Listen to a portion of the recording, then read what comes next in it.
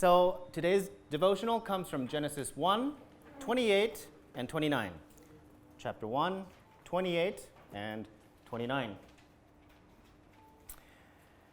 And God blessed them, and God said to them, "Be fruitful and multiply, and fill the earth and subdue it, and have dominion over the fish of the sea, and over the birds of the heavens, and over every living thing that moves on the earth." We tend to just remember that verse, and we don't realize there is actually a counterweight, a counter commandment right in the next verse, where he says, "Behold, I have given you every plant yielding seed that is on the face of all the earth, and every tree with seed in its fruit. You shall have them for food." There is production, multiply, and have dominion, and there's consumption. We always tend to just focus on if you're like me, the first verse, and a lot of people say, veer towards a more extreme version of save the planet. Yes, we should save the planet. Yes, we should be good caretakers of the planet.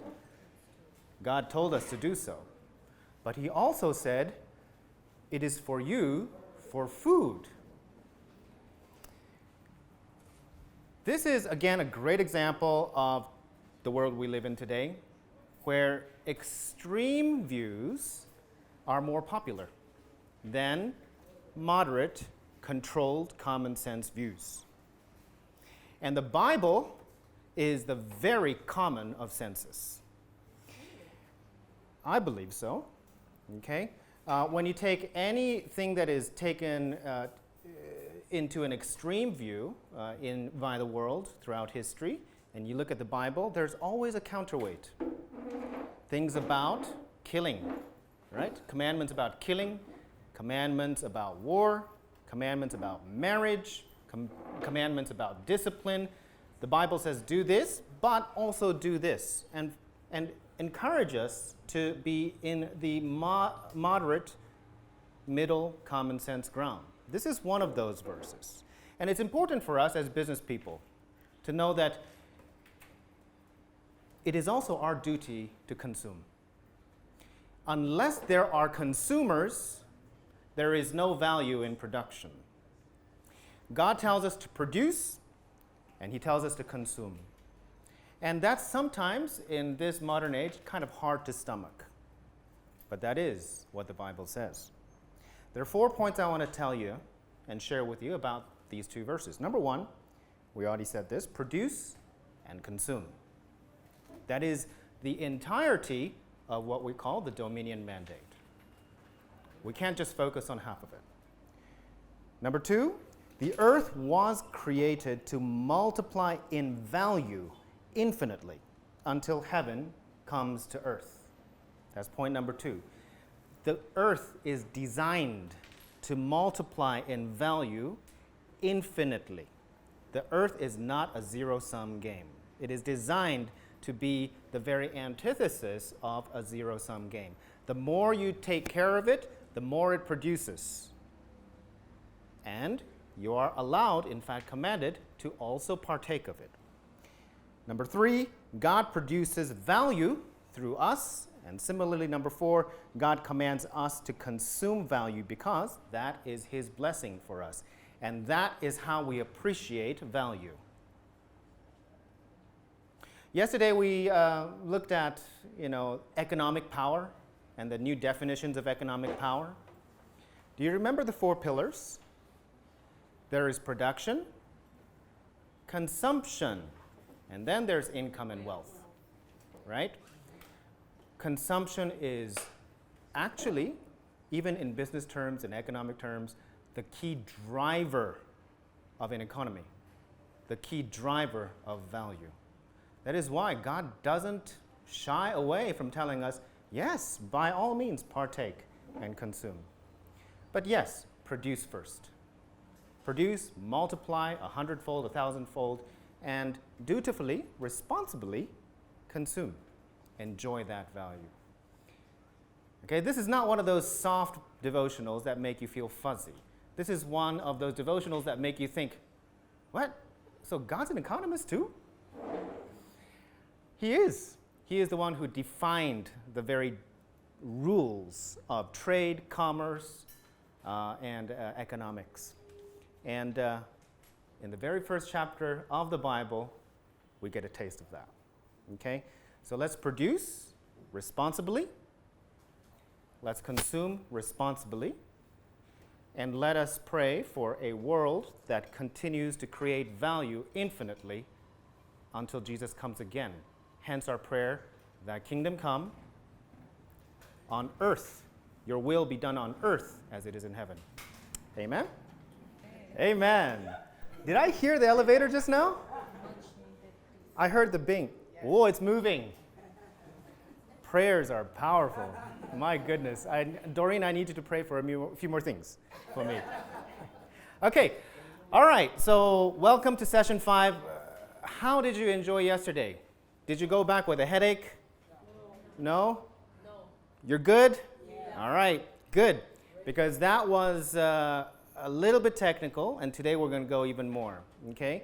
But if you don't get it, it's fine. Okay? Get as much as you can. This is not a degree course. Get as much as you can and use it. Okay? If you don't get it, it's fine. You can ask me later, or you can just say, okay, I don't need that. I'm going to use what I have gotten in this class. So we are going to continue a little bit more with the industry layer and the group, the strategic group layer today. All right? I wonder if it's my laptop.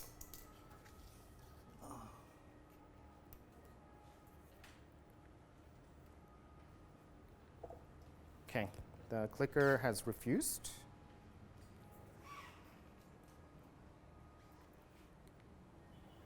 Okay, so we've gone from the macro environment layer, to the industry layer, right?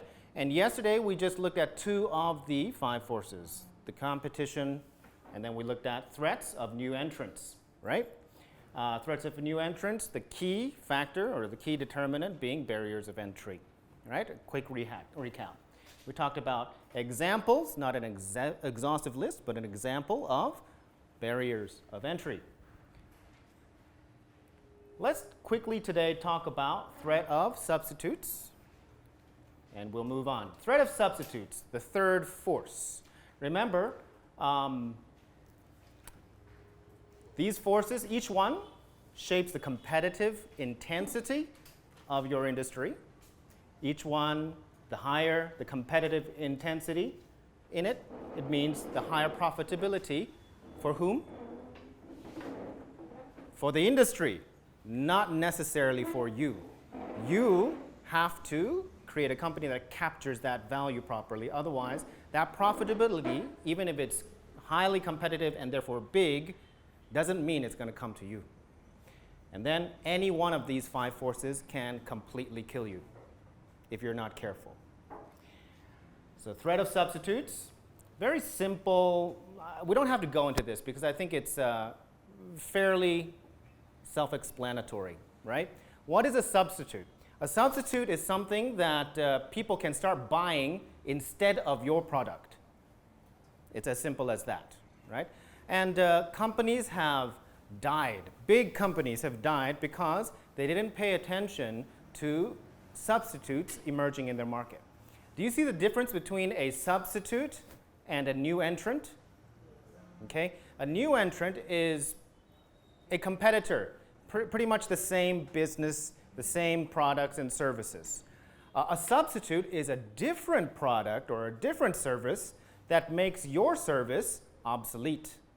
So CDs, movies and CDs, how many of, in fact, some people still use VCDs here, right? Am I right? Yeah, you buy movies? No? We all stream now? Good. Most of the world? Good. So we've moved on. That's good. But I grew up, when I grew up, I had no computer. The first Macintosh wasn't even created yet. I am almost as old as the space shuttle, and the space shuttle is now obsolete.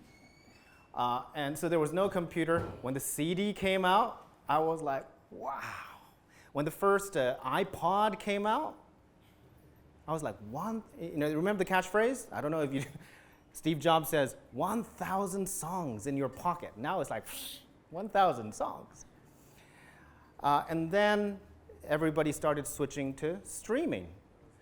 Companies that relied almost completely on CDs and DVDs are being substituted.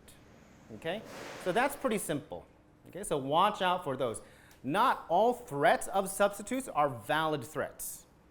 You're always going to find other people trying to create a substitute for almost everything. Right? It is up to you to decide whether that threat can overtake your business industry and make it obsolete. We're not going to talk much about this. I think it's very, very clear. Okay?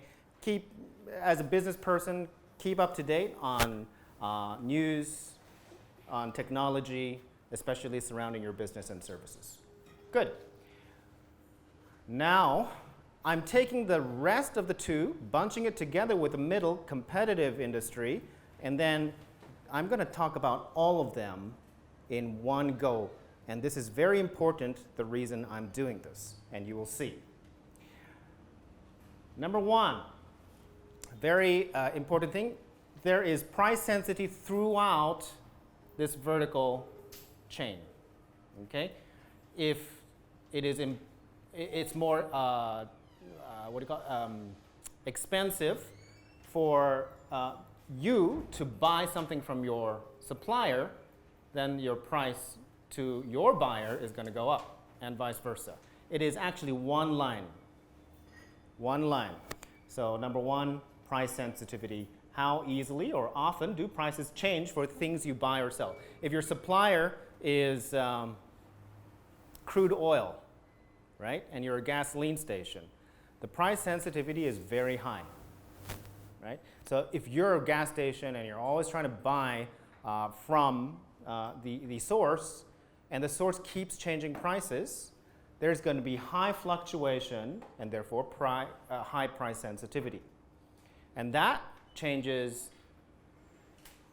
how expensive raw materials are for you to buy, supplies are for you to buy, and if you don't change your price to the buyer, you will die, right? Okay, so it's one line. Number two, obviously the bargaining power. This is just a mathematical equation of numbers. The more people want to buy, what happens? It's dictated, right? If there are more people who want to buy your product, prices go up, right? Because there's not enough supply to catch up with that. But I'm going to probably have to change that question. It's not how many people want to buy, how many people actually do buy, right? It's market need, not just need. And then if there are fewer people who want to buy or can actually buy, then prices kind of go up. Go down, okay? And vice versa, okay? Simple economic rules. From here, though, you're going to see how, yesterday I mentioned mind-blowing this thing is. What you're seeing here, this vertical line, if you turn it horizontally, you have what business people call a value chain. You have a value chain. You have the source of whatever it is you're buying, right? If it is vegetables, the source is the farm, right? Is it? How about the inputs? The seeds, the water, the land, okay? So value chains can be very infinite if you go into detail, but for simplicity's sake, if it's a farm, if it's vegetables, the source is the farm, and on and on and on, right? This is just for in the case of, let's say, a vegetable. But the value chain can be very different. The insides of each step can be very different depending on what your business is, There can be more segments or less segments depending on what your business is. But the most important thing about the value chain is to identify the source and the final consumer, where the value is consumed, right? Final consumer, who is that, right? And so if you take this vertical line, you turn it horizontally, this is, if you're here, if you're the transporter, the off-taker is your supplier, the refiner is your supplier's supplier, the source is your supplier's supplier's supplier. The wholesaler is your buyer, the retail distributor is your buyer's buyer, the consumer is your buyer's buyer's buyer, and that is where it stops. So the thing is, every business segment is a part of this massive value chain. Okay? And that is the horizontal version of what we just saw in the vertical portion of Michael Porter's 5 forces. Now, this is where we really have to pay attention, especially in Africa. As a lot of you probably know, in Africa we have huge agricultural sectors in terms of population, but as we saw, the actual GDP of the agricultural sector is very low, right? Why? Because most of the agricultural sector is towards the beginning of the value chain. They tend to be the supplier of the supplier of the supplier of the supplier until the final consumer, right? Whether it's oil, whether it's gold, whether it's agricultural produce. In Africa, we have a lot of industries and people working towards the beginning of the value chain.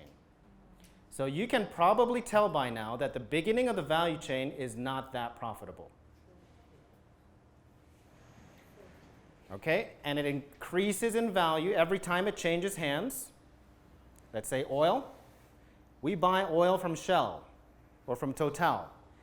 That oil may have come from Africa in its source, gone all the way around the world for refining, transportation, everything, and gets expensive every single step, every single business segment, until it finally comes back and you buy your own oil for your car at an exponentially more expensive price. So I'm going to ask you, in almost every value chain in the world, which is the most profitable area? Is it the beginning? We've established, no, it's not. Is it the end? It's the middle. The closer you are to the middle of the value chain, the higher the profitability in overwhelmingly most cases. You saw that just now in the cycle of petrol, right? The source doesn't get that much money. It gets more and more and more expensive. Who's at the end consumer? It's you again. Well, no, Shell is here. Okay? Shell struggles to make a profit. We think they're making a lot of money because we have to whip out our wallets and we pay them and the price keeps going up, right? It's funny how it seldom goes down. There's always a reason to go up, right? But they're actually struggling a lot for margin. The competition here is brutal. Who is really making a lot of money? Transport, the wholesaler.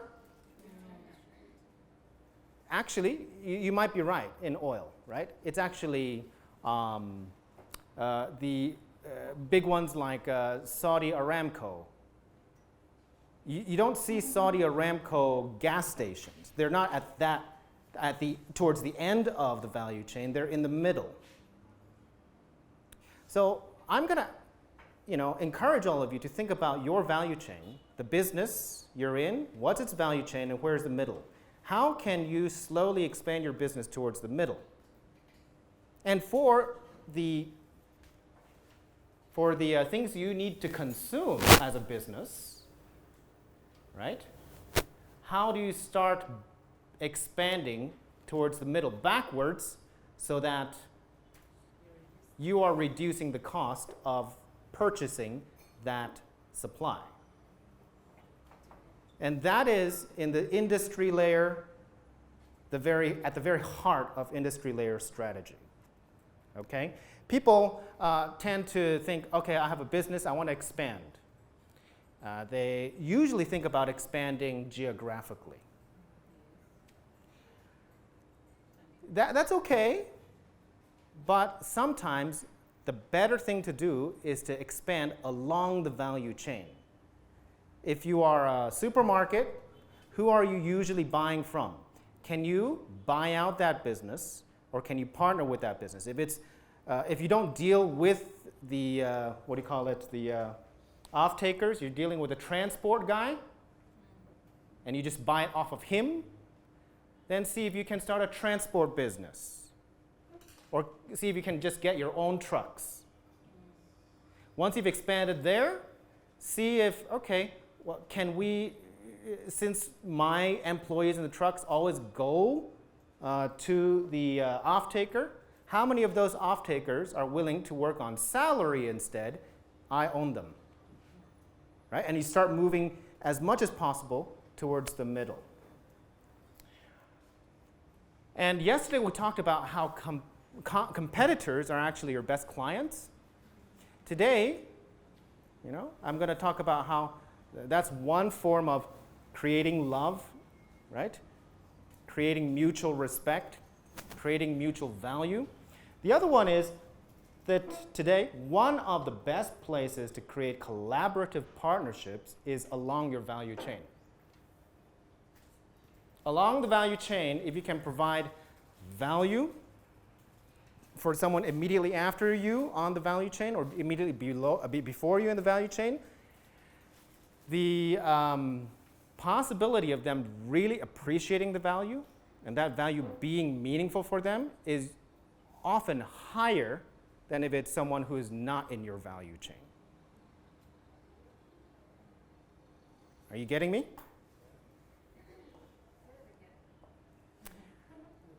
Okay, so along the value chain, you have people who appreciate more or less the same value. You consume the same kinds of value, maybe in different stages. That is where you can exercise love in a way that is appreciated more, very often, than someone who's in a completely different business in a completely different value chain. That is where often partnerships are actually meaningful. You got it now? Yeah. Number two, inside your segment here, okay, look for the same thing. You have people who appreciate the same kind of value. You have people who need the same inputs, you probably have people who buy from the same suppliers, or obviously sell to the same consumers. What can you do together? Do you always necessarily have to be competing on everything? No. And then, as we said earlier, when you expand, it doesn't mean that you give up this and you go backwards, right? You're going to include that, but you're going to keep this. What did you just do?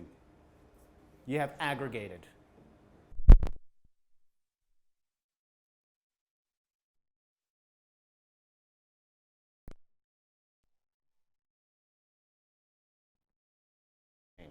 And they have become so sustainable and huge because of that expertise. One company would be Toyota. Somebody mentioned Japanese cars. I think it was yesterday. Okay? What does Toyota do? Manufactures cars? Designs them? Actually, Toyota also owns, I think it was 1,000 or more companies who create its parts. They belong to Toyota. In Japan, we call them companies under the castle. Toyota is the castle. Around the castle, in old times, there are the small companies. Toyota buys them out, And because of Toyota, they have sustained business, and so they're happy for it too. They're protected by the castle. But not only that, Toyota keeps going along the value chain to aggregate, become the aggregator so that it's owning the entire value chain. If you think about in Uganda, I'm guessing, but what do you think is Toyota's biggest revenue business segment that produces the most revenue for Toyota in Africa? Yes. Spare parts. That's not part of their original business, but it's along the value chain. They bought it out, they're creating it themselves. You see this a lot in Japan. Japanese people are pretty shrewd with this. 7-Eleven. Do you know 7-Eleven? It's a convenience store. For a long time, their job or their business was you buy from all these suppliers and they stock your shelves, yeah? And people buy. That was buy from you. And they were the middle guy. These days, yeah, what can you buy in a convenience store? In Japan, actually, you can buy salads, all kinds of foods, noodles, hot noodles. You can buy underwear. You can buy print paper. You can buy medicine. Literally anything that you think, I need something, and you go and you have it. USB chargers, charged batteries, tissue paper, soap. Everything is there, right? These days, each one of them has a 7-Eleven logo on them. In other words, 7-Eleven is gradually producing their own noodles to sell, producing their own underwear and socks, producing their own medicine, and they're buying out the entire value chain. They have become an aggregator. And by doing so, they have cut down their costs. They don't need to buy from a supplier. They are the supplier as well. So stage one, try to move towards the middle. Stage two, once you have a strong position in the middle, try to buy out the value chain. That is expansion strategy inside the industry layer, not necessarily in the macro environment layer. We're talking about the industry layer. Yep. Questions now or later? Yesterday.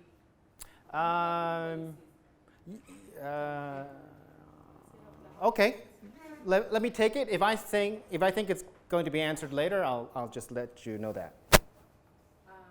Oh, sorry. Yeah. Okay. There was one directly behind you. Yeah. Doreen, I think you were first. No, my question was actually just a little confusion when you say buy out, like how you say 7-Eleven was taking out some of the things that they were getting suppliers for. Does that mean that as a business, when I start aggregating, do I have to own it or do I have to buy enough shares to control it? Do I have a collaboration that now they have to label as me, or I just need to buy them out? Any and all of the above. Any and all of the above. And we can see some of the other, those are just some of the methods. Today we'll go through other methods where you can do that. Okay? Yes? I wanted another example how the value chain applies to service businesses like medical. Like what? Medical industry. My point came in reversal as the final consumer, maybe to go and import your own drugs so you don't have to buy from the who have imported in Uganda. But any other example to ask the service industry people? Well, medical services, you don't mean pharmacy in this case because that would be a product. Yes, but Medical in services. medical we do supply, we dispense of drugs Yeah. to patients. But I want some applicability in the medical industry. Any example or from the class? I want to take it home, the source and what. Medical is a very tough one, especially if you're talking about medical products like medicine.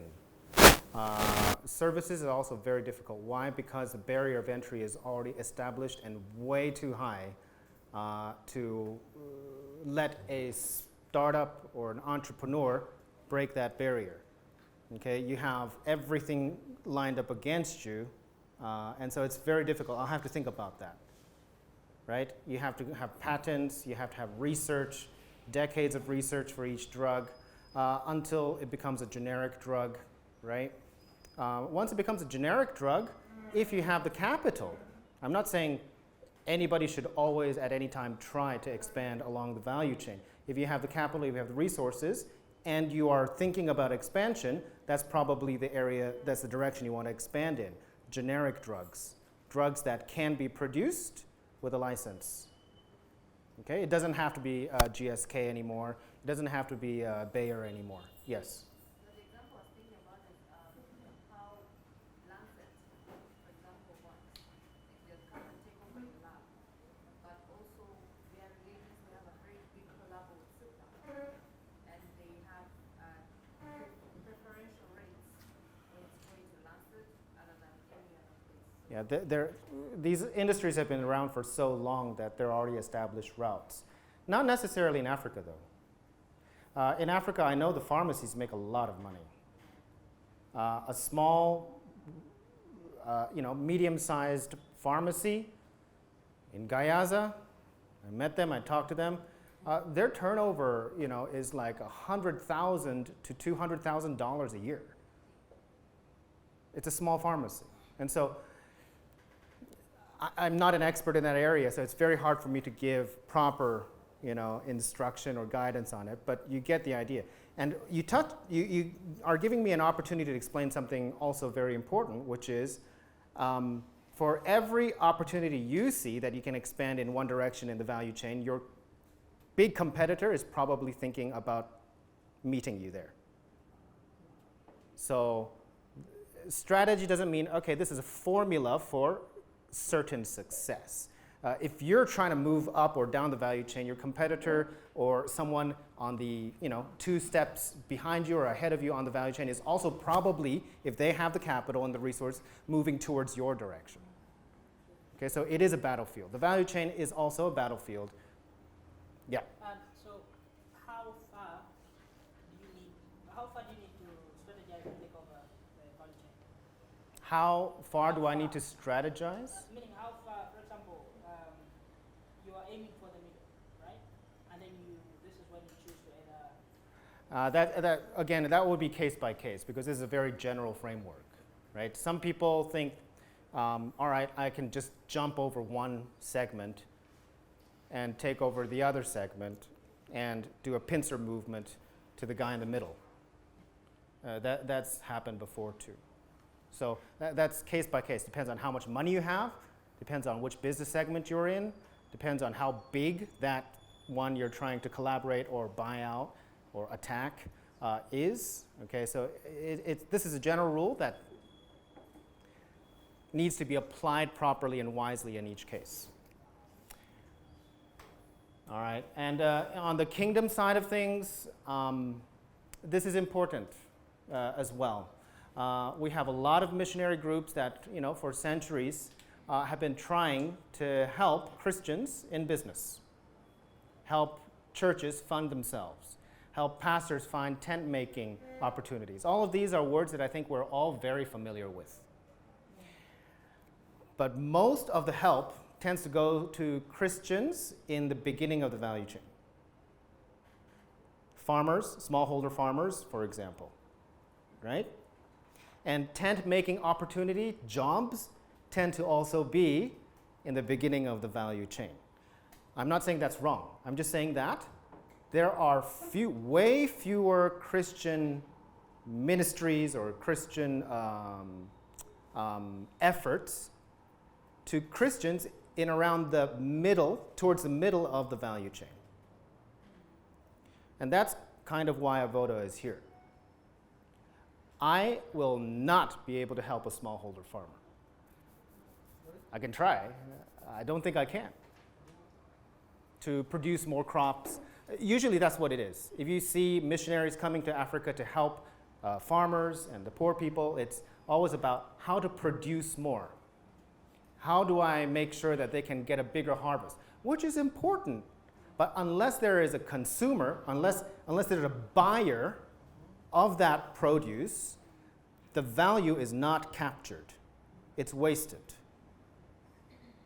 And so at Avoda, we're saying, no, we have to go towards the middle. Help the guys in the middle, empower the Christian buyers also, their businesses, so that they can buy off of the smallholder farmers who Christians are helping to produce more crops, as an example, in agriculture. Okay? It's not as sexy. It's much, I shouldn't use that word perhaps, but it's much more, it sounds like a much more urgent task to help the smallholder farmers. It's a great way to get donations as well. As you move up the value chain, it's not as urgent. Because I don't donate today or I don't invest today doesn't mean that someone's going to die tomorrow at, towards the middle. But unless you empower the middle income class, middle-sized, small to medium-sized businesses, there's not going to be enough consumption power along the value chain for the value that is being produced by the smallholder farmer to be captured. So traditionally, Christian missions have been send missionaries, plant churches. Church plants. I don't know how many new church plants come up in Uganda every year. I'm assuming it's a huge number. Someone should also count how many churches die or become zombie churches, right? Why do they become zombie churches? Why do they die out? And why do people just keep coming to plant new ones despite that fact? Well, it's because that is the easiest to understand, it's the easiest to count, for sure. But then some people go, okay, no. Let's try then helping these churches make more money. And then they start at the beginning of the value chain most commonly. Once again, that is a good thing to do, that is an important thing to do. I'm not saying don't do it. I'm saying there are way less people helping Christians further up the value chain. We need more people there, especially in countries like Uganda, which is on its way, is a middle income country, right? Okay, and so to help the smallholder farmer, we have a lot of nonprofits. They come, instead of planting churches and sending missionaries, now they're like, okay, we have those churches. We need to start nonprofits to support those churches, but it's donations. We have to engage in philanthropy, but again, it's grants and donations. What we really need in Uganda is further down the value chain. I don't know what is wrong with these clickers. Right? Go from plant churches to plant Christian businesses to create self-funding Christian ecosystems. And I'm going to explain to you what an ecosystem is. So Avoda's approach is different from traditional missionary models of helping small businesses and tent makers. That is a good thing to do, tent making. Very important, critical part of the kingdom work.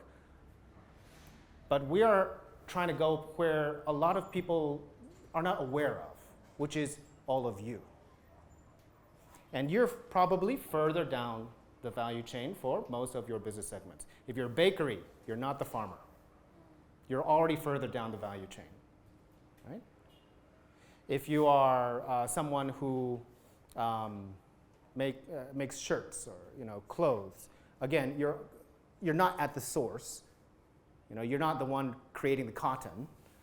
You're the ones further down the value chain. And we are here to help you.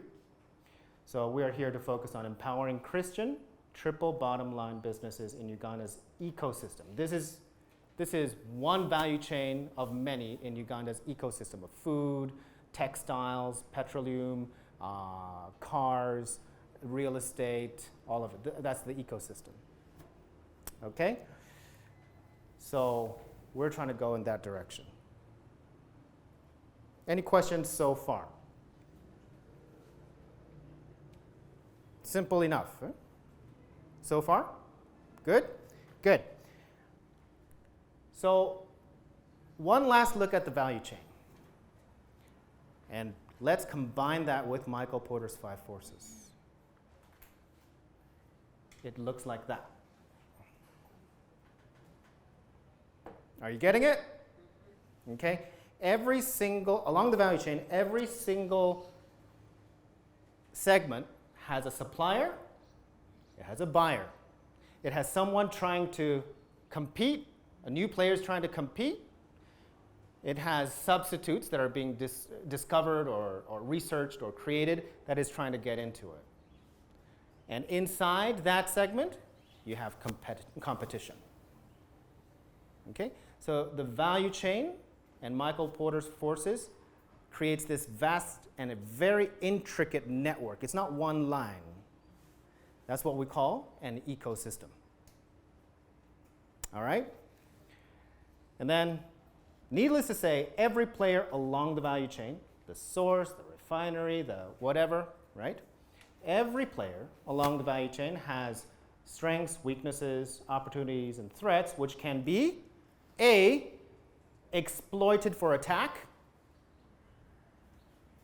or B, used to create value or partnerships with someone. If you're here, you can create partnerships, or you can confront and attack or be attacked by your competition, your buyer, your supplier, your substitute, and your new entrant. Right? And if you move forward, yeah, your buyer is now the next business segment. For him, you are the supplier. He has his unique threats, and he has his unique buyers too. And it goes on. This is the network, the ecosystem. Okay? Now, along this ecosystem, if we're Christians, there are times when there's time for war, there's time for peace, there's time for collaboration.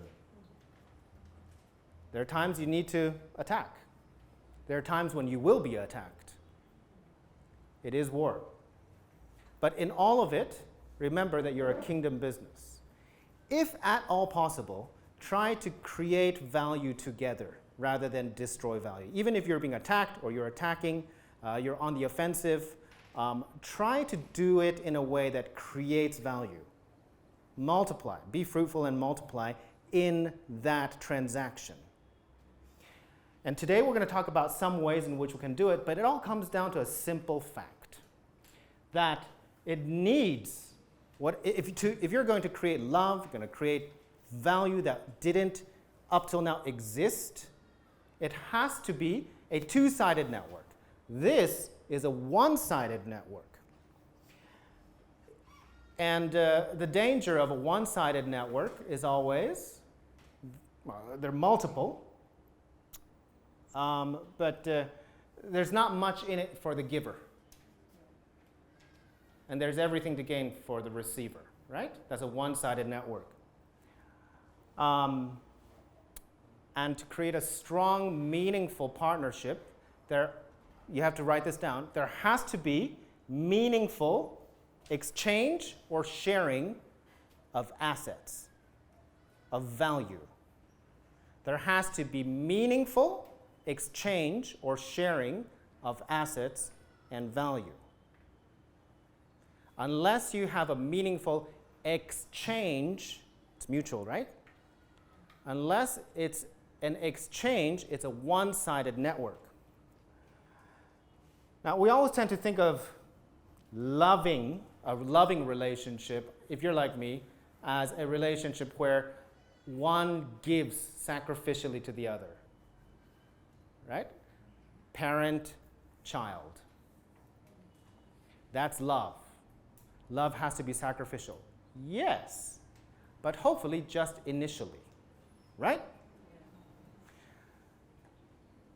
There are African countries like Uganda, which is ready now not to be the child anymore. There are countries in Africa that Uganda should be parenting, should be giving to. In the future, maybe there are countries like Ukraine where countries like Uganda should be parenting and giving to. We are growing up as a nation, as an economy, as a kingdom force. The time for exclusively just one-sided partnership it's not over, it's been long gone. we have to create businesses and make revenue so that we can now, in turn, parent. So two-sided, or let's say collaborative partnerships is obviously, in the strictest sense of the word, what can I do for you? What can you do for me? Both sides can exchange meaningful assets or share meaningful value. That can be a loving relationship too. Husband and wife? Is that one-sided? I hope not. I'm not there, so I don't know. It's mutual, right? It's mutual. So a loving relationship does not necessarily have to be one-sided. A loving relationship can be created in a mutually beneficial relationship as well. Okay, that's a general rule.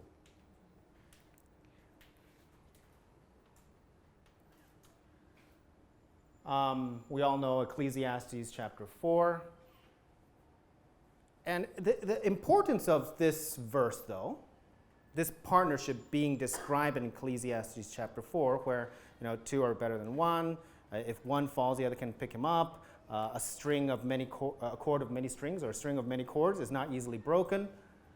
But did you know, if one of the cords of that string is weaker than the other, it doesn't make for a good partnership.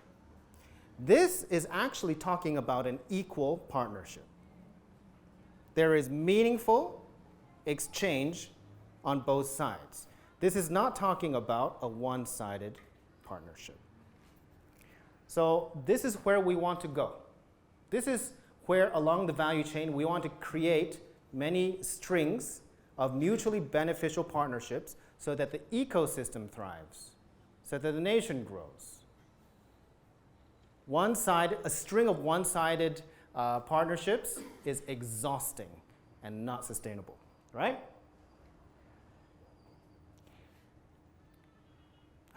Okay, so how do partnerships then play into the Avoda vision? Hopefully you can take a photo of that. We want to build God's kingdom through building an ecosystem of symbiotic. What does that mean? Mutually reliant and beneficial Christian businesses along as many value chains in Uganda as possible. Not just the source, not just the buyer or the final consumer, but the entire value chain. What is your value chain? How do you baptize your value chain? Not just by swallowing up, before and after you along the value chain, but establishing mutually beneficial partnerships. Because, I'm going to repeat this again and again, a kingdom, if we're kingdom businesses, a kingdom is never built in isolation. It's by definition a lot of people, a lot of entities.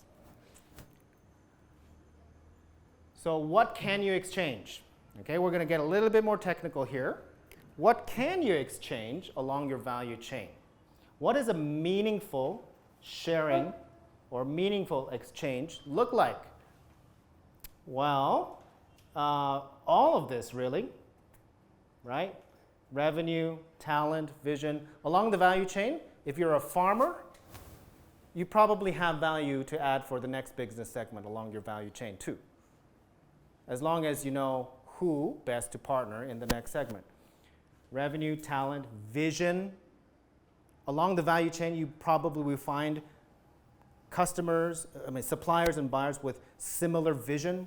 You will find that you can share publicity, mutual publicity. Right? This is one of the easiest to share. Credibility. Right? I'm here on the value chain, but I work with this guy. Or I'm here, but I buy from this guy. Credibility can be shared. It's a meaningful exchange. Market opportunity, yada yada. The list is endless. It's endless. Sorry, that was a glitch. The list is endless. Okay, but you can widely divide them into two categories. One is what we call tangible assets, mutual exchange of or sharing of tangible assets like money, clients, cost, real estate, vehicles, equipment, and so forth. And then you have intangible assets which you can share that make good partners, which is talent, knowledge, values, time, and so forth. And we'll go into some of this together after the break. Okay? In short, the dangers of a one-sided partnership is fourfold. So if possible, if at all possible, don't be in a one-sided partnership. Number one, the one-sided partnerships is hard to keep meaningful for the side that keeps giving.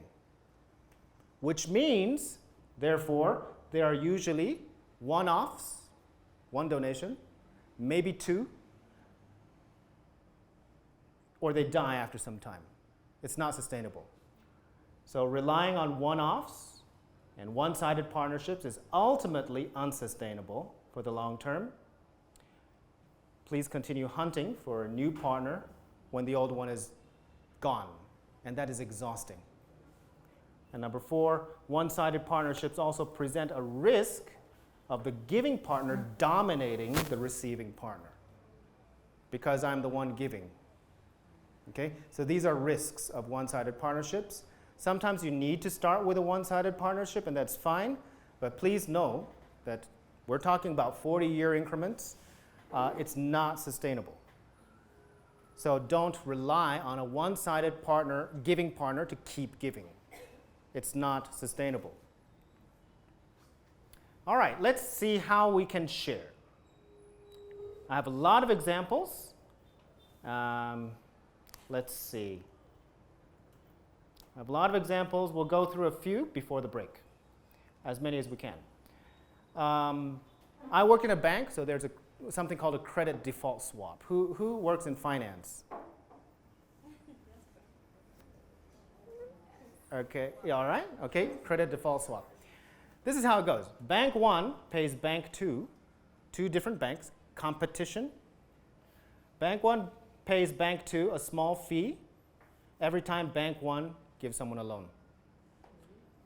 The agreement is that if the loan is paid back, it's successful, then Bank 2 keeps the fee. It makes a profit. But if the loan is not paid back, Bank 2 pays Bank 1 some or all of the amount of the loan. It guarantees the loan. These are two competitors working together in the same ecosystem, in the same value chain, mutually beneficial, right? So if I give, if Craig gives me a loan, okay, then Craig number 2, a different bank, okay, you pay him and say, all right, if June doesn't pay me back the loan, you pay it all back to me. But if June does pay me back the loan, you keep that fee.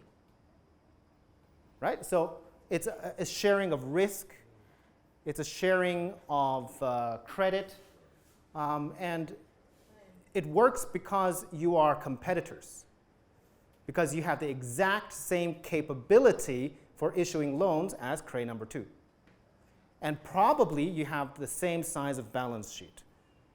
That's why you can guarantee that amount. Direct competitors make good partners sometimes. Are you guys following? I see some faces going, oh. Yeah? Okay. Example 2, sharing costs, obviously. Having your internet fee. I don't even have to read this. I think it's pretty clear. If any of you are starting businesses and you decide to start it here in this building in Tufnell Drive, you don't have to pay for the internet. We have already paid it, right? But if you say, no, I want my business to have its own building, then you have to pay for your internet. But what if it's not Avoda and you, it is two of you starting two different businesses? You are competing, maybe, but you say, hey, look, since we are competing for the same, both of you sell something that the Ugandan Museum needs on a consistent basis. And so you need to be near the Ugandan Museum. You're both Christians.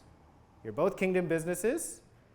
Maybe it makes sense to be sharing costs like internet. Sharing talent. Example 3. Mr. Robert has a family company that creates signages for storefronts. He offers his son, who will be succeeding him in later years, as a free worker to his friend, Mr. Benjamin's computer graphics designing business. Mr. Robert's son gets free graphics designing experience and training, while Mr. Benjamin gets free labor.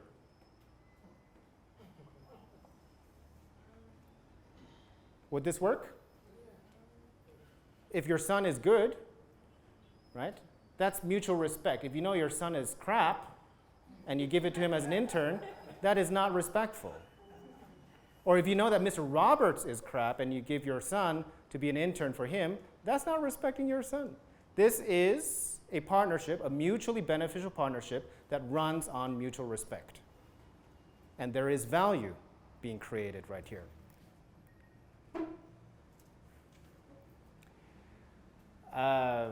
Okay, this is a bit long, but Mr. Peter runs an airport taxi business.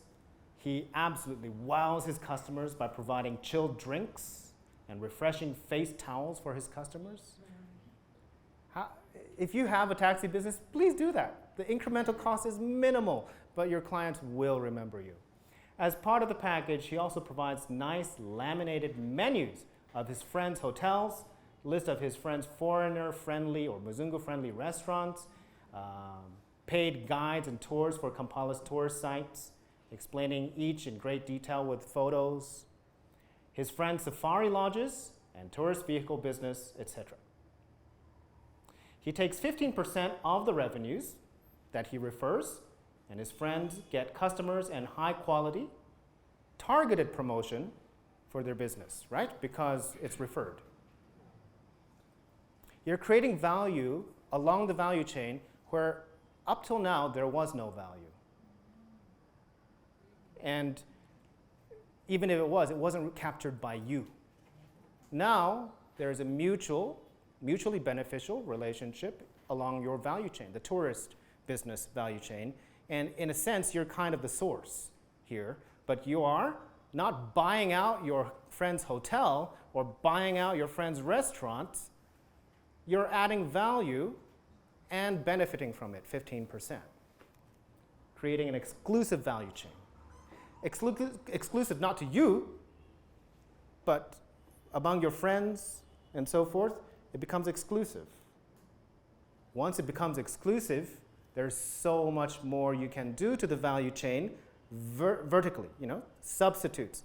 Not all substitutes are just threats, they're opportunities, right? And not all new entrants are threats, they're also opportunities. Once you have control of the value chain with your friends and so forth, you can start moving upwards and downwards along the value chain. Last one. Sharing time, synergizing with a competitor. I like this. Mango Primary School, I'm sure there is a school by that name, I'm guessing. Mango Primary School has a direct competitor, Matoke Primary School. They are in the same neighborhood and have similar levels of teacher quality and numbers of students. Their partnership has Mango instructors teach at Matoke for half of their topics, and Matoke instructors teach at Mango for the other half of the topics. With more time on their hands because of this, Mango now can open a consultancy. Did you get that? The strategic group layer, if you've already studied everything about the industry layer like we did, is pretty simple. Your strategic group is basically just your direct competition inside the industry group. So the only question is, how do you know who is your direct competitor? Sometimes we don't get it right. They're not actually our competitor, they just look like it. So if you're going to create partnerships along your value chain or inside your business segment, be sure you know who your competitor is and who your competitor is not. Strategic group, briefly put, is a group of organizations in an industry following the same or similar strategy. Okay? That's who your direct competitor is. Same or similar strategy. You don't have to go into all that detail. You will get, you'll see it on your video. But so for example, this is an easier way of explaining, right? We did this. Toyota's direct competitor is Land Rover, Nissan, right? Mercedes, BMW, Mitsubishi, possibly Land Rover, but I don't know. I'm not sure about that, right? So this is the industry layer. And inside the industry layer, you have direct competition called strategic groups. Similar strategy. That's why it's called a strategic group. There are two ways of identifying who your direct customer is. Two main ways. One is what we call the strategic matrix. Okay? You take two variables and put them against each other, X and Y. They tend to be things like this. How many years they have been around, their price, their customer segment, service level, brand, product range, location, etc., etc., etc., etc. Okay, and using two indicators that are important to you, and you put them on a chart like this, you can see, for example, for the auto industry, you can spot the competition.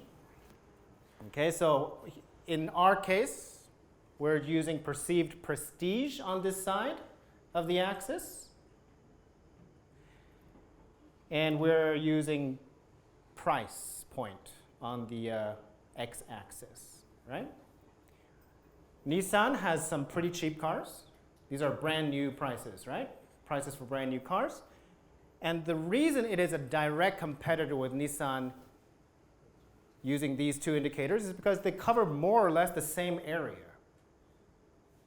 And in terms of prestige, they're not like Mercedes or BMW, right? So they're very similar in that respect. There's also Lexus. Lexus is basically Toyota, right? Don't tell people, Lexus drivers, I said that. And then there's also Audi and so forth. If you look at all their cars lined up, you'll see that their price ranges are similar. And so this is a competitive zone right here, right? And a good use of this is spotting your direct competition in terms of these two indicators that you use. It can be anything, but anything that is important to you. And it's also important or useful to spot gaps. So if there's a gap, either it's an opportunity or there's a reason nobody wants to go there, right? Simple stuff. You can just Google it. This is a very useful tool. Racing on, though, I keep using the word business segment. Do you remember? We talked about the business segment. So using business segments to identify direct competition. Just because you are roofings doesn't mean that if another company that creates steel sheets, nails, guardrails pops up in Uganda, that it is therefore your direct competitor. They might sell the same products to different people. They might sell the same product to the same group of people, but their core revenue or core profit doesn't come from the same product. So just because you're roofings A and roofings B doesn't mean necessarily that you're a direct competitor. Find your competition by knowing, if you put it into a pie chart, do the countries that you're selling to or the age range you're selling to and what you're selling actually overlap in terms of who they are, where they are, and how much you're profiting from it. That's your direct competitor. But just because you're a direct competitor doesn't mean that you're a direct competitor in all segments either. Okay? So one example could be roofings already exist, but you want to create a company that creates nails and screws. Are you a direct competitor? In the broad sense, everyone will say, yeah, how could you possibly do that when roofings already exists? Well, maybe you have identified a business segment that roofings is not in. And by going into that business segment that is open, first of all, you can make a profit, but you could also sell yourself out to roofings for a profit later. Or you could partner with roofings. There is always a price point, or cost point, I'm sorry, where for a competitor to, let's say, let me take that back. We talked about this yesterday, yes? Okay. If there's a big eco-plastics company, they take recycled plastics and they make chairs, they make school supplies or whatever. It already exists. Let's call it EcoMaster. It exists in Uganda. And you say, well, recycled plastic is already taken. We have a competitor. Not necessarily, right? So they create school supplies and they create, let's say, pipes using recycled plastics. And you say, I want to create chairs using recycled plastics. There is always a cost point where it's going to be more beneficial for EcoMaster to partner with you than to start their chair business segment from zero. There's always a price point, a cost point. And if you can identify that, you can be mutually beneficial competitors. Are you following me? Imagine if it's you, right? You have a factory, you create pipes and school supplies using recycled paper, recycled plastic. And then someone comes up with an idea, not even a competitor, let's say, and says, well, we could also make chairs. Your thought is possibly, oh, that's a great idea. I'm in a good position to do that. But it's also, how much is it going to cost? How many more people do I need? How much research do I have to do?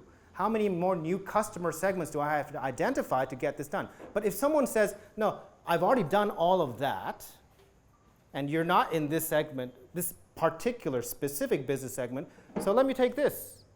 But let me also use your machines to smelt my iron, my plastic. You might even say yes and just agree on a price. It might actually be more profitable for you considering the cost that it would possibly incur you. There's always a cost point where it would make more sense for one player to partner with someone than create that business from the ground up. Okay? So know exactly who your competitor is, but within the competitor, what is the business segment that you are competing with? And that gives you a strategic advantage for starting a similar business that could be mutually beneficial and not a direct threat, and therefore not threatened by retaliation. All right? As a group, strategy group. Done. Great. Let's move on. You happy? Everyone's like,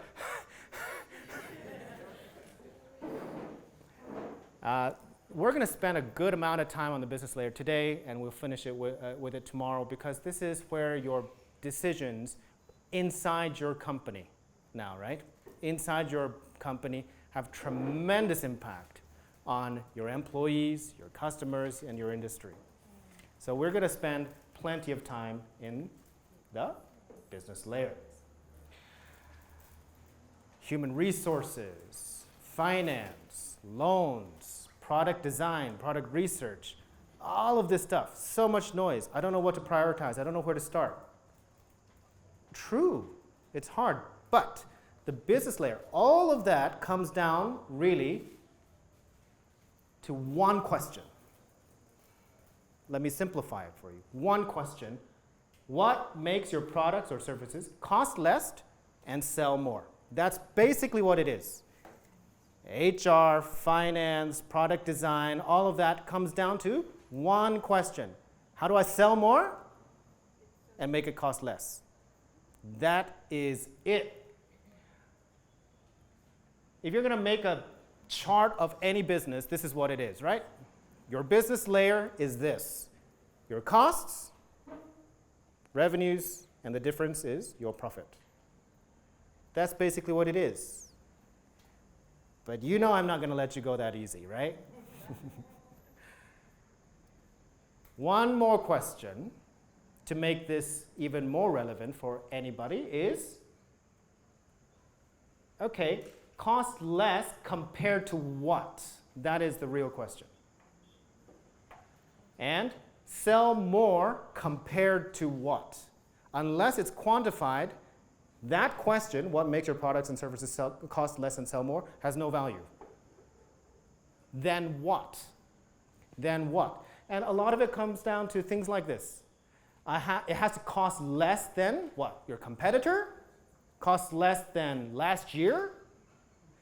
Cost less than, if it's cost less than revenue? Or if it's revenue, we have to sell more compared to costs? What do you mean when you say, I need to sell more and it needs to cost less? Investor expectations. I need to sell more than my investor expects. Or it needs to cost less than he expects. It depends on your business. I'm saying these are some of the things that you can use to measure this question, what makes your products and services cost less and sell more, and make it actionable for you. It creates a SMART goal for that question. Obviously, is it more than similar products, less than similar products, more or less than substitutes, etc., right? The list is very long. But it is up to you to decide, I need to make my products and services cost less than what? Otherwise, your company can't follow and act upon that goal.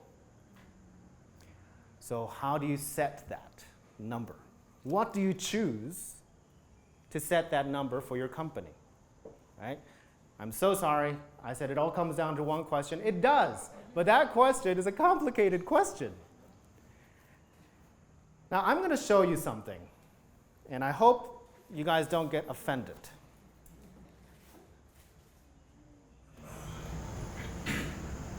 There is a reason I'm showing you this, let's just say.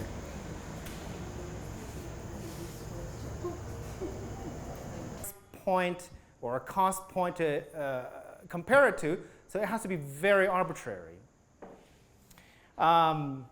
It's usually based on things like the need, but is it 39 cents? No, it's very arbitrary. And it is also very one-sided. So you have to ask for low, but the need is high.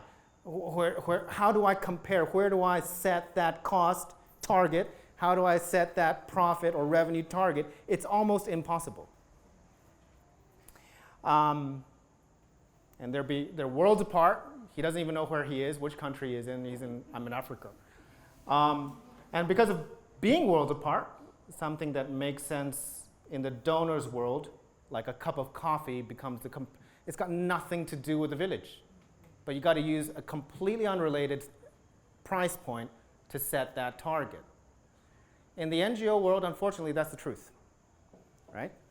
But in the business world, there are clear numbers and frameworks with which to calculate how much you should be asking for based on what is mutually beneficial. In this case, it's not necessarily mutually beneficial for whoever's sending 39 cents. And the irony is that the villager is saying it's not beneficial for them either. So Mr. Charles Daniels is getting frustrated. In the end, what happens is that lady says, all right, we're going to bump it up.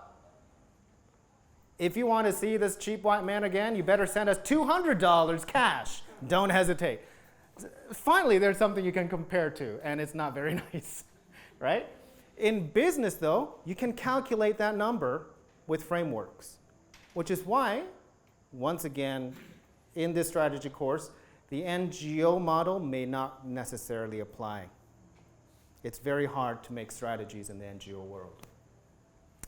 We're going to look at a few frameworks with which to identify price points, where you should be setting targets of cost that are beneficial to you and to your customer, and setting price points and revenue targets that are beneficial to you and to your customer. In short, you create value for both sides. Okay? Framework 1 is what we call the, wait for it, internal value chain. We talked about the value chain outside your company for a long 2 days, basically, right? Oh, no, it's 1 day. It just felt very long. But inside your company, you also have value chains. This is what it looks like, right? There are inputs that come into your company. They become more inputs. They are refined, whatever, inside your company to come out as a product in the other end. And that product is what brings money into your company, right? It's a value chain. And the value chain looks like, if you're a typical company, something like this. You have the fixed costs on the top. Okay? No matter where you set, okay, let me go this way. This is all your costs. The blue is all your costs, right? Fixed costs, variable costs. This is your profit. In other words, right here, this is your price, right? This is the cost, and this is your margin, your profit. In the variable costs, in your internal value chain, you typically have things like logistics, ops, marketing, services. The more customers you have, or the more you expand, the more expensive these become. And relative to that, you have things like the office. You might jump from here to here, but it's not going to increase with every customer you get, right? It will jump once and then jump another time, but it's not variable. HR, just because you go from 10 employees to 20 employees doesn't mean your HR department is going to go from 2 people to 4 people, right? So you have fixed costs. I won't go into much detail. Now, managing costs would be, how do I shorten the value chain or the cost bit, right? That's how this framework is used. Innovatively differentiating from your customers. Customers use this much in HR. How do I make that less?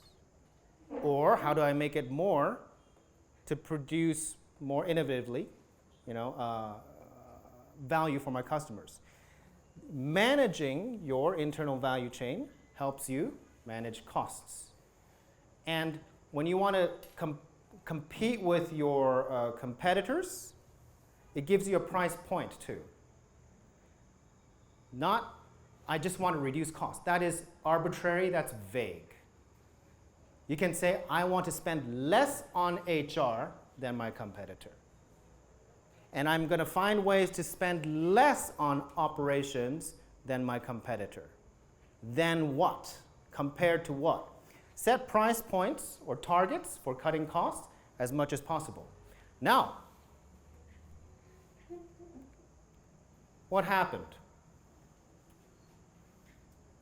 You've cut costs, variable costs. You've maintained the price. Your margin goes up, right? But typically, if you're not careful, what happens in this case? You make a lot of money. It could be short term, because if you didn't cut it strategically, it might not be sustainable, right? What'd you do here? You say, okay, I'm going to cut costs and be really cheap as well. Yeah, that's one way to go. Usually not a good idea. You try to get as much as you can sustainably, right? you see how you can manage using the internal value chain management framework, manage your costs, set targets, not just overall as a company, but by your internal departments, by your categories of costs inside your company, and by your price point. Okay? This is how much more I can sell. This is how I can make it cost less. Okay?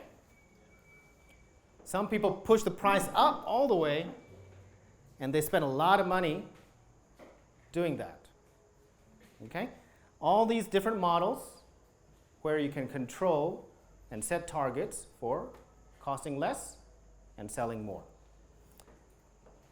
Just make sure it doesn't become like that, because you're making a loss, right? Negative margins. Okay, so the first framework is a very simple one. All your costs, variable, are the ones where you can manage, and manage them, set targets for your costs compared to what? Compared to your competitor? That's a realistic target if he is a fair competitor around the same level as you are.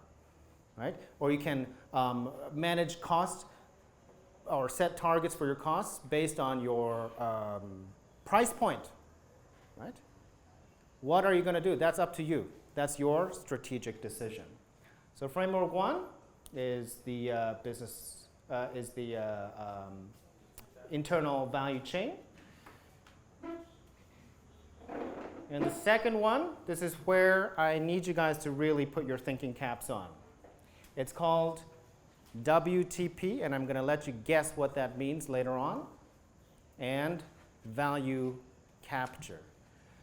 WTP and value capture. And basically, for the rest of this course, till the end of tomorrow, that's pretty much what we're going to be talking about. Okay? This is what we call the WTP curve. Price and cost, different. Okay, I used to confuse these two. Price is how much you sell it for. Cost is how much it takes for you to sell it, create and sell it. And then how many or how much of it you create. This triangle in the middle, I was going to make you guess, but that's the willingness to pay curve. Basically, for what you create, for your product or your service, there are not a lot of people who would pay this much, but there are a lot of people, quantity of people who would pay this much. For every product and service in the world, you have a WTP triangle. We call it the WTP curve, or the willingness to pay curve. For every single product and every single service, there is a curve. Okay? Following so far? Now, this entire triangle here is all the value you created. You haven't, though, captured it.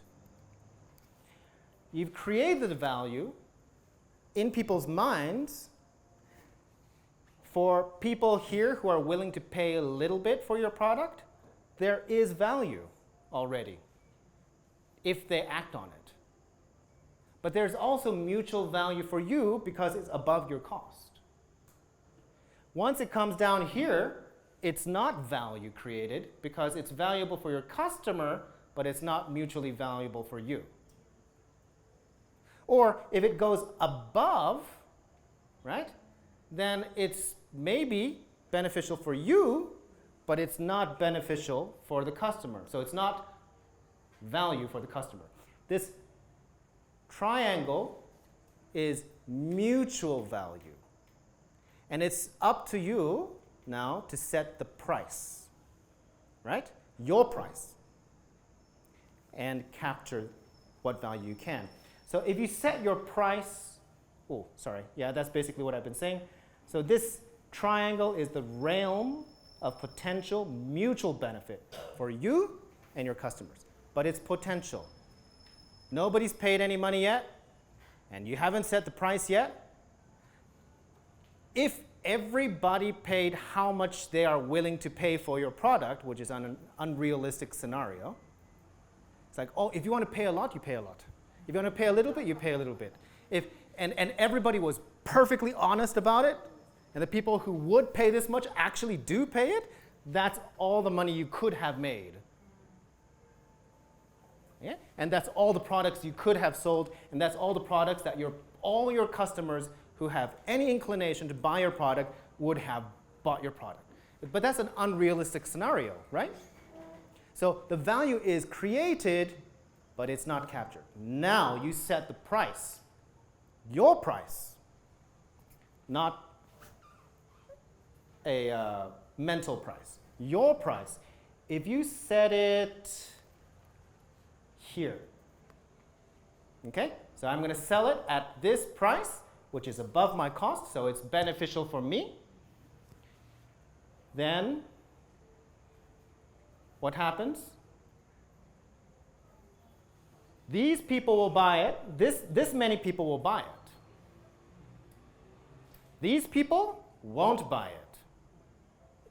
Your price is higher than what they are willing to pay. Right? What do you call these people? Detractors, disinterested. Okay, they don't value your product as much as you would like to price it. They don't value your product as much as you value it. Okay? But you could set it lower, then some of those people may have bought it. And you could have produced more quantity and sold more quantity, right? So this middle area is your value captured. You will lose some people who don't buy your product, and you will lose some money where these people would have paid more if you had set it higher, but you didn't. This is what you capture. It goes into your bank account. Now it's real. So these are your detractors. What is this? What is that? That's love.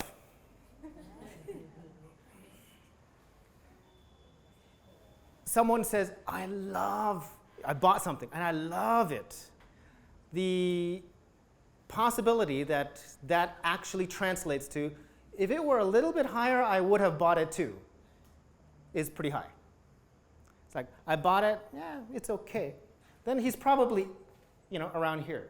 You've captured that value, but if he's like, no, I love it. It gives me so much more value than I think I paid for it. That's love. Okay? We call that love. Everybody following me so far? Okay, that's the WTP curve. And tomorrow we're going to use numbers. Yeah. So according to your curve, if I charge you a less price, I sell more. Yeah. And if I charge you a higher price, I sell less. Yes. Can Yeah. get a price that if I sell a given number, like if I sell a particular number, if at a certain price, I would get the same amount of money than that I would have gotten if I sold less, but at a higher price. Yes, absolutely. So you could have set it here, your price here. What would happen? It would be like that. Right? Less people will buy it. You will sell less units. You will get more for the units you got, but from less people. You probably will have less people who absolutely love your product too. What I mean is, if you can sell less at a high price, and let's say you get $100, and then you sell at a lower price, you sell to more people and still get that same amount of money. Oh, you mean you keep changing your price? No, get a price, get a Looking at get a focusing on target. the high markets, then the high people that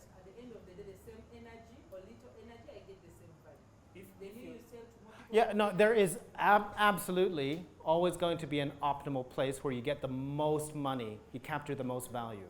It's not going to be the same for you if you set your price higher. And you get this and you think, well, it's more expensive, I get more for it from less people, and it's the same as if I set it lower and I got it from, sold more and got it from more people. It's not. Every product has an optimal price point. And we'll talk about how to get there tomorrow. Yes? I think just supplementing is looking at also deciding to either go the 80-20 rule, where it goes either to the 80. Yeah. Okay, what I mean is you sell at a higher price, sell to fewer people, and get as much. Mm. Or do that, that means you're putting in less effort. Or do the 20-20 rule where you do perhaps less prices, maybe to many customers, and you might get big quantity, but you're putting in so much. Yeah. So you decide what optimal price. There's always an optimal. If you price it too high, you will sell some units. If you price it too low, you'll sell a lot of units. And at the end, if you add everything up, you'll realize that there's one place in the middle that's the best price. And there's a way of calculating that. Okay, and we'll do that tomorrow. So we discussed in the business layer, it all comes down to how do I sell more and make it cost less. That is literally this. Okay, we saw the first framework, internal value chain, right? You manage it vertically, horizontally. Here, how do I make it cost less? If the cost goes down, what happens? The value created expands, right? There are more people who will find value, but you might not be able to capture that. Or you increase your customers' willingness to pay. It's basically this. How do I make them willing to pay more, sell more, and how do I lower costs? Okay, so the two frameworks are basically saying the same thing. They can be used in different ways. One is primarily internal. That's the internal value chain. How do I manage costs and set a price? But it's hard to determine where to set your price, and therefore you use the WTP, and it has a very detailed way of finding the optimal price point to capture the most value for you and also create the most love in your customer base. All right? So it all comes down to only two ways of increasing value created. Lower cost or increase willingness to pay. And there are many ways of lowering costs, and I'm going to send these to you, okay, so that we don't have to go into it in too much detail. They're all written out on the slides. You can read it for yourself. Lower costs or increase willingness to pay. Lower costs, very clear, reduce supply expenses, right? Lowering costs is actually easier often than increasing your customers' willingness to pay. You might want to start here. So let's start here. Lowering costs, you reduce your supply expenses, how much you pay for your supplies, right?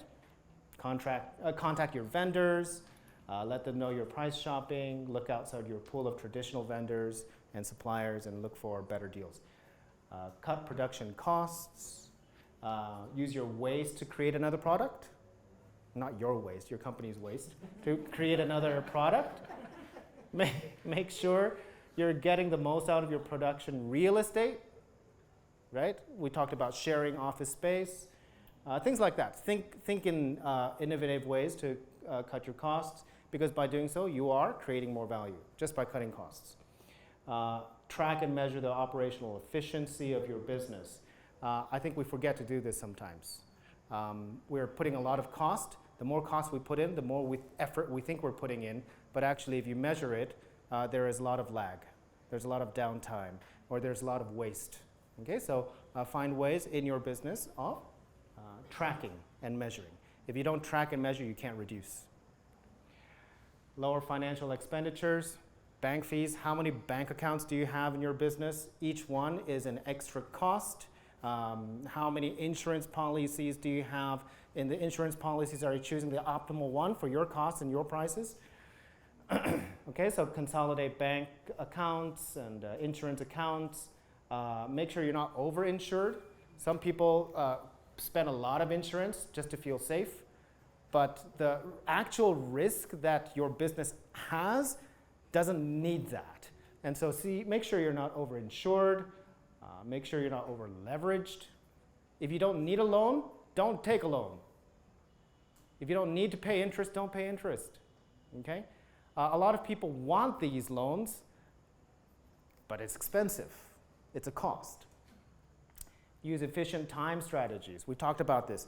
Time is your biggest asset, and so what are ways in which you can reverse the curse inside your business by using less time and effort on whatever you do and what your employees do? And that is actually lowering cost. Expenditure of not just money, but expenditure of energy, expenditure of time. And time is money. Maybe narrow your focus. Are you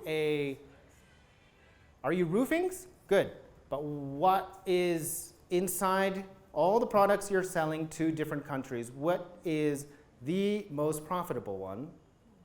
If you want to lower costs, start lowering costs in the business segments that are not profitable to you, or eliminate them altogether. Having a business segment is a cost.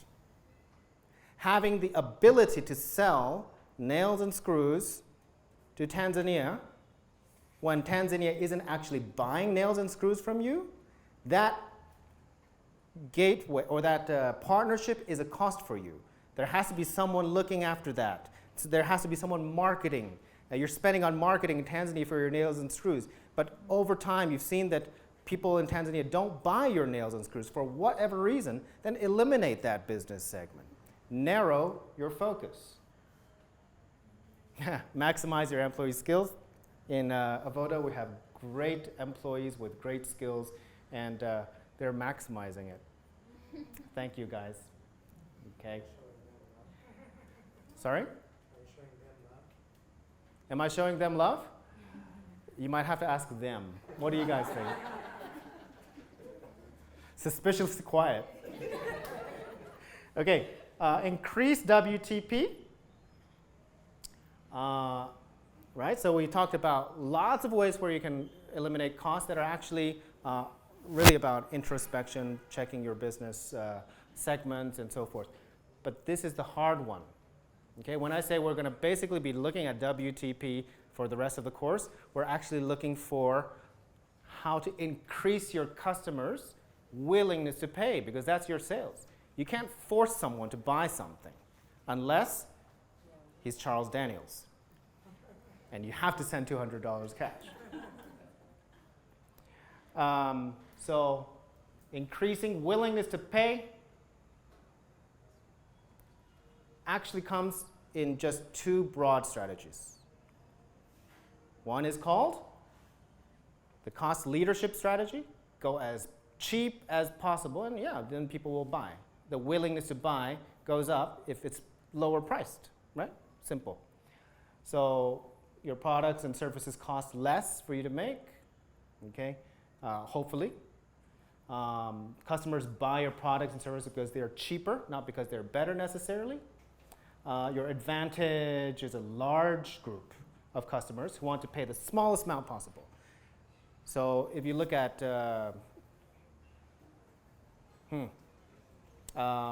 it's hard to use brands here, but actually I don't know in Uganda what is a good example. Sorry?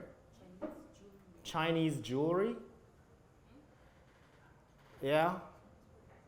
You could, yeah, it's just mass market. People buy it because it's cheap, not because they really love it, right? That's cost leadership strategy, and that is a very, very difficult place to be, because the only way you can create more value is by lowering your price. That strategy, okay? And this cost leadership strategy, this is like a never-ending money pit. If at all possible, don't compete on price. That is a never-ending downward spiral. Unfortunately, in Uganda, I've noticed that whenever we negotiate price, it's always about how low are you willing to go. And that is not good for Uganda's economy. That's not good for the entrepreneurs here. It was necessary for a long time because Uganda's average disposable income was pretty low, but now it's not. Okay? We talked about Ukraine, right? Wage levels in Uganda for specific jobs are actually higher in Uganda than in Ukraine. Okay? It's not that low anymore, which means there is opportunity to follow what we call a differentiation strategy, which is where your products and services cost more, yes, but your customers buy your products and services because they are specialized, not better. Better is another one of those terms. Better compared to what, right? Better compared for your customer, better compared to another product. It's more specialized to my particular needs. That's differentiation. Better, you can't make everybody happy, right? Just because you put more color onto something, just because you put more diamonds on something, does not mean that it is better customized for me. Did you have a question?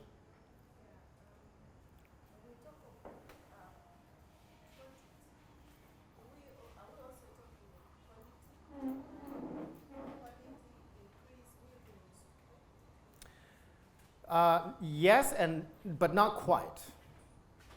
That's kind of what I'm saying. Quality is in the eye of the beholder. Just because it is better quality doesn't mean that people will automatically wish they had it. It has to be customized for the customer. So yeah, often that means that you want to sell it to, because it's a smaller customer segment, you want it to be a rich customer segment, right? That means better quality. Instead of cloth, it's leather, or instead of plastic, it's metal, or instead of cheap wheat, you use good wheat, or whatever. So in the end, it does usually become better quality as a result. But that's not what you should be going for as a business. You have to be knowing what your target customer really wants.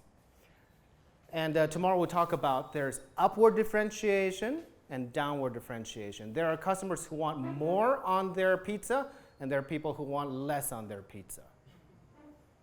Health geeks or whatever, okay? So it's not about better quality, because that's a relative term. It's about customization and specialization.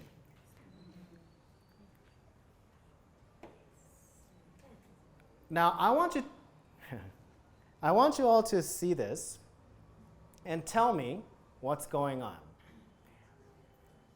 There's a strange Japanese guy in Nakawa Market selling cabbages. Okay, what I did was I went to Nakawa Market, did some market research. I asked an old lady, Mama, can I sell cabbages on your behalf for 1 hour? Huh? What? Right? But it was interesting. Watch.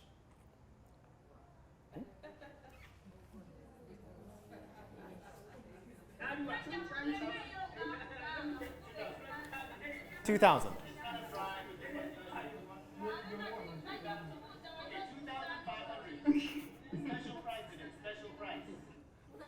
What's going on is the lady was selling all her cabbages in one pile, okay, for $1,500 per cabbage. What I did is, okay, give me 1 hour. Mama, don't be angry. I'm going to move some cabbages to one pile. I'm going to move another cabbage, the others to the other pile. This one is a little bit drier. This one is a bit juicier. Everybody else is selling cabbages around us too. But here we have one stall with a muzungu who is selling two piles. One is a little bit drier, one is a bit better. One is 1,500. This one, I think, was 2,500. Guess which one sold out first? Why? Because Muzungu, yeah? I'm not going to lie. My makeup was on point that day. There are so many things here that increased willingness to pay. One is a Muzungu. One is the existence of options. Okay. What else? Watch the whole thing, and then we'll break for today. You can think it over tomorrow. What increased willingness to pay here?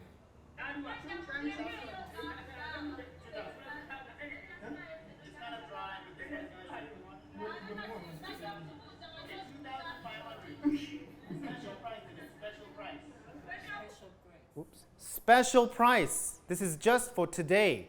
I also said, if you watch later, it's going to rain. It was looking like it's going to rain.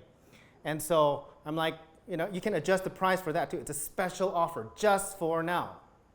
That increased the pile from 2 to basically there's another pile, like to go, right? And then finally, I forgot how much this got bought.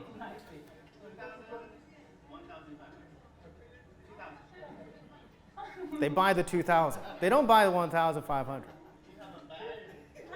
And here's the Muzungu thinking that the bag is free to give, and the mama's like, no, he has to pay for the bag. Okay. That's fine.